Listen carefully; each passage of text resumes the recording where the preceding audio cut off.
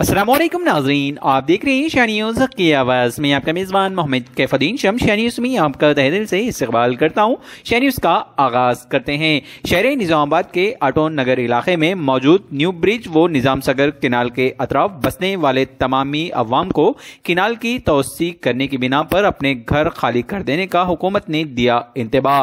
Congress party हरकियाती leader Syed कैसर ने की इन मजलूम अवाम के हक में अपनी आवाज़ बुलंद। कहा, हर एक मुतासिरा को 120 गज अराजी और 8 लाख रुपये मुआवजा देने का किया मुतालबा।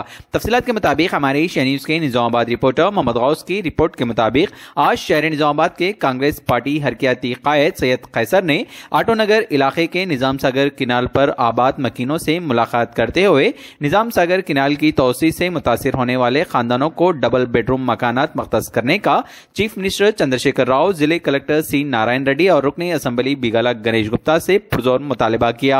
और सैयद कैसर ने कहा कि निज़ाम सागर किनाल से मुस्तसिल अराजी पर गरीब खानदान कई दहों से आबाद है, जहां पर किनाल की तोसी के काम अंजाम दिए जाने पर ये गरीब खानदान मुतासिर हो रहे हैं। और आखिर में इन्होंने हुकूमत के फैसले की सख्त मजम्मत करते हुए कहा कि इस तोसी में 400 से जायद मकानात मुतासिर हो रहे हैं और हुकूमत सिर्फ हर मुतासिरा को 60 गज अराजी देने का फैसला कर रही है, जबकि यहाँ पर बसने वाली अवाम रोजाना उजरत पर अपनी जिंदगी गुजर बसर करती है, जिनको 60 गज जमीन देने के बावजूद भी वो अपने मकान दोबारा तामीर नहीं कर पाएंगे, जिसकी वजह से हुकूमत को ये चाहिए कि वो हर मुतासिरा को 120 गज जमीन और तामीर के लिए 8 लाख रुपये का मुआवजा अता करे। इस मौके पर कांग्रेस पार्टी हरकियाती कायद सैयद कैसर के हमरा Congress party Nizamabad city general secretary Sardar Narendra Singh के अलावा मुतासिरीन की कसीर तादाद इस मौके पर मौजूद थी, जिन्होंने अपने दर्द को हुकूमत के सामने हमारे शाह न्यूज़ के नुमाइंदे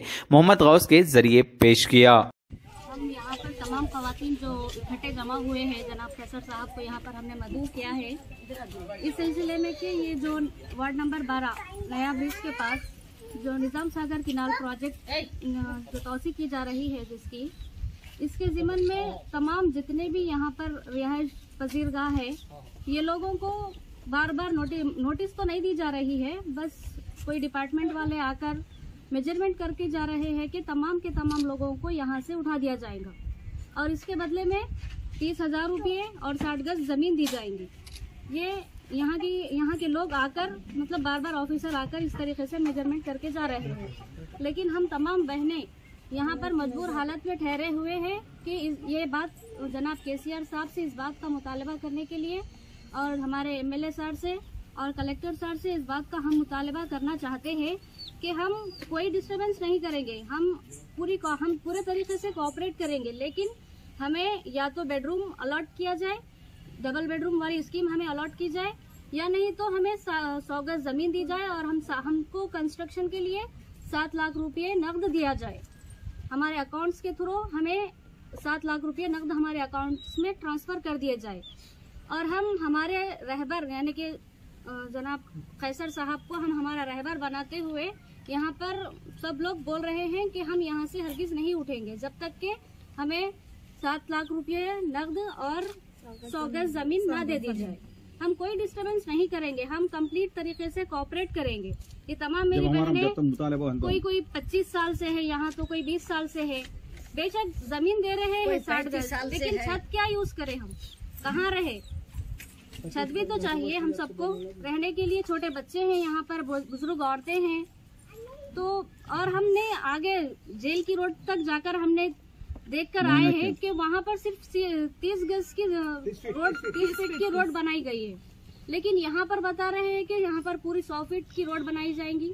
तो ठीक है, 100 कोई बोलते 160, कोई बोलते 100 गज 100 फीट, कोई बोलते 30। हाँ, तो कोई लिहाजा हमारी गुजारिश है कलेक्टर साहब से कि वो हम सबकी मदद करें, हमें 100 गज जमीन और 7 लाख रुपये कंस्ट्रक्शन के लिए दे दी जाए।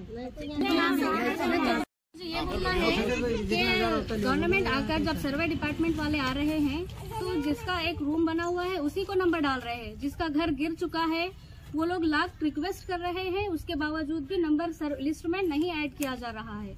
तो मेरी गुजारिश है सरकार से कि वो जिसके घर गिर चुके हैं उनको भी सर्वे लिस्ट में उनका भी नाम और नंबर ऐड किया जाए, यही मेरी गुजारिश है सरकार से। रिक्शा चलाता हूँ, हमाली करता हूँ, और हमारे को यहाँ से उठो उठो बोल के MIM की पार्टियाँ आ रहे, कोई भी आ रहे, कारपेंटर हमारे को डरा रहे और इतने फिर जा रहा उतने फिर जा रहा, कभी कम ले रहे कभी ज़्यादा ले रहे, कभी एक बार सही से नंबर नहीं डाले। तकरीबन अभी तक 10 बार नंबर ले लिए मगर हमारा भी कुछ इंतजाम नहीं कर रहे। और जैसे कोई कभी बोले 30,000 देते, 60 का ज़मीन देते और जो दो कमरा की तरफ डालते बोले हमारे को। हम रोज़ मजदूरी करने वाले उतनी दूर कब जाना कब आना, हमारी गुजारा कैसे होना, हम परेशान हैं। यहाँ अल्लाह के करम से हमारा कोई तो भी अल्लाह का एक बंदा आके हमारा इंतज़ाम करना। और जो खैसर भाई हमारे वास्ते मदद के वास्ते आए, हमको 120 गज ज़मीन दे दो और 8 लाख हमारे को घर तामीर करने के वास्ते पैसे दो। हमारे को इससे ज़्यादा कोई चीज़ नहीं होना, हमारे को बस हमारी मदद करो, बस अल्लाह के वास्ते खलास। 35-40 साल से हम यहाँ सतीश पवार साहब की जब MLA थे उन्होंने, जब से हम यहाँ आए उन्होंने बिठाए सो, हमको सतीश पवार साहब भी बिठाए सो है।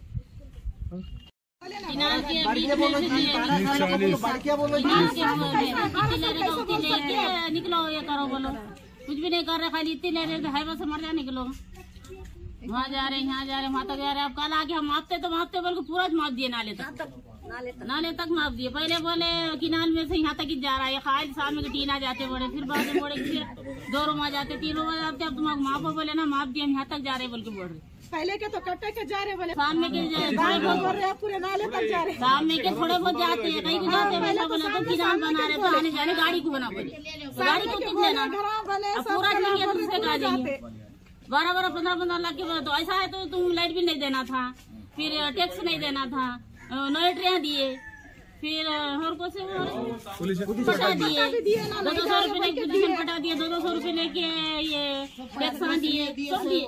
टैक्स बन रहे, टैक्स कितने 35-30 साल से रहेंगे टैक्स बन रहे, कोई 40 साल से 35 साल वो नहीं उठाते। मैं यहाँ पर ऑटो नगर नए ब्रिज के पास यहाँ के मुतासरीन जो नाले के बिल्कुल करीब है, जिनके मकानात कई मकानात पक्के मकानात है, यहाँ पर कई टीन के मकानात है, यहाँ पर ये लोग करीब 35 से 40 साल से यहाँ पर रह रहे हैं। जिस वक्त चेयरमैन और MLA निजामाबाद के सतीश पवार साहब थे, उस जमाने से ये लोग यहाँ पर रह रहे हैं। अब इनको बताया जा रहा है, कोई लीडर्स बता रहे हैं कि वो तो इनको तोड़ के निकाल दिया जा रहा है, कालेश्वरम प्रोजेक्ट यहाँ पर आ रहा है, लिहाजा तुमको खाली कर देना पड़ेगा। ये गरीब लोग कहाँ पर जाएंगे? मैं KCR साहब आपसे पूछ रहा हूँ कि मूसा नदी जो हैदराबाद में है, मूसा नदी को लगकर कई बड़े बड़े बिल्डिंग्स है, क्या वो बिल्डिंगों को तोड़ा जा रहा है? क्या वहां के लोगों को सताया जा रहा है?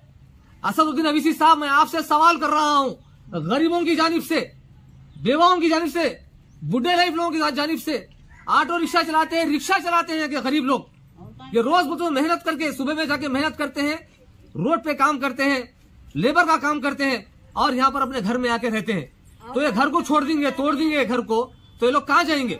तो लिहाजा गवर्नमेंट को सोचना चाहिए, TRS गवर्नमेंट को सोचना चाहिए, निजामाबाद के कलेक्टर साहब को सोचना चाहिए कि फौरन इनको, अगर घर तोड़ रहे हैं, इनका घर से निकाल रहे हैं, तो डबल बेडरूम दीजिए उनको। ऑलरेडी डबल बेडरूम तैयार है, 1200 डबल बेडरूम यहाँ पर खरीद में तैयार है। लिहाजा ये 400 जो गरीब मुतासिर है, इनको 400 लोगों को, 400 परिवारों को 400 घर दिया जाए, एक घर दिया जाए। अगर डबल बेडरूम नहीं दे सकते, इसके बजाय 120 घर, 120 गज जमीन जो मल्लाराम में गवर्नमेंट की जानिब से प्लाटिंग की जा रही है, 8000 गज से बेच रहे हैं। करीब 25 से 80 एकड़ जमीन है वहां पर, 80-85 एकड़ जमीन है।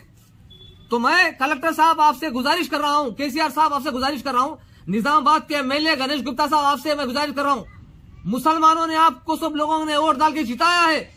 एक मुसलमान कैंडिडेट को वोट नहीं डाला है, मगर TRS के कैंडिडेट को वोट डाल के जीता है। तो तुम्हारी जिम्मेदारी क्या बनती है, मैं पूछ रहा हूं बिगाला गणेश गुप्ता साहब आपसे। कभी अब आके इन खवातीन से मुलाकात की क्या? इन गरीबों से, इन मुसलमानों से, इन दलित लोगों से मुलाकात की? नहीं मुलाकात की।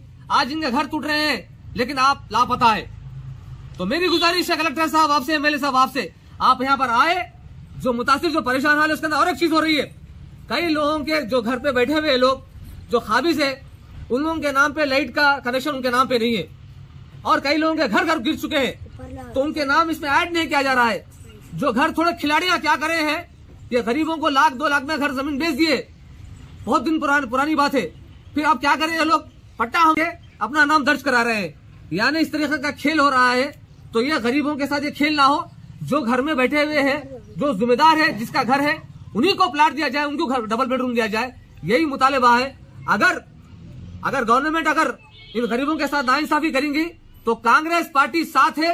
और खैसर, मैं वादा कर रहा हूं उनके सामने और अल्लाह को गवाह रख के बोल रहा हूं, मैं खाली बात नहीं करता हूं, सच्चाई के साथ बात करता हूं। मैं 0% करप्टेड आदमी हूं, किसी से 1 रुपया नहीं लेता हूं।